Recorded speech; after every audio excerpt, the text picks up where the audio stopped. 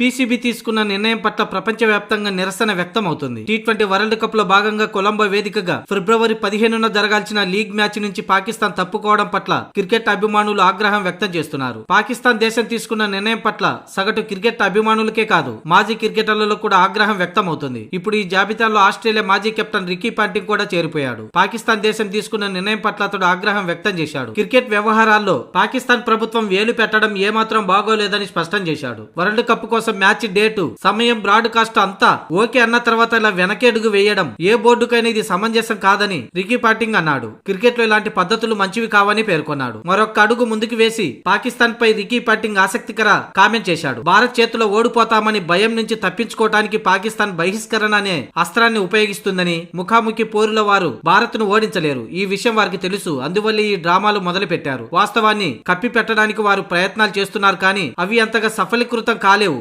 ఎందుకంటే క్రికెట్ లో భారత్ బలంగా ఉంది. ఈ విషయం కూడా పాకిస్తాన్ జట్టుకు బాగా తెలుసు. అందువల్లే ఓడించలేకుండా ఇలాంటి నాటకాలు ఆడుతుందని పాంటింగ్ పేర్కొన్నాడు. ప్రస్తుతం పాంటింగ్ చేసిన వ్యాఖ్యలు హాట్ టాపిక్ గా మారాయి. కాగా ముఖ్యంగా పాకిస్తాన్ ప్రభుత్వ ప్రమేయం ఆ దేశ క్రికెట్ లో పదే పదే వేలు పెడుతూ నాశనాన్ని కోరుకుంటుంది. ఎందుకంటే ఇప్పటికే పాకిస్తాన్ దేశంలో ఆర్థిక పరిస్థితి దారుణంగా మారిపోయింది. అక్కడ క్రికెట్ మేనేజ్మెంట్ కూడా డబ్బుల కోసం చేయి చాపే దుస్థితి ఎదురవుతుంది. ఇలాంటప్పుడు భారత్ లాంటి జట్టుతో పోటీపడి 4 డబ్బులు సంపాదించుకోవాల్సింది పోయి పాకిస్తాన్ ప్రభుత్వ పెద్దల ఏకపక్ష నిర్ణయాలతో పూర్తిగా సంక్షోభంలోకి కూరుకుపోతుంది పీసీబీ క్రికెట్ బోర్డు.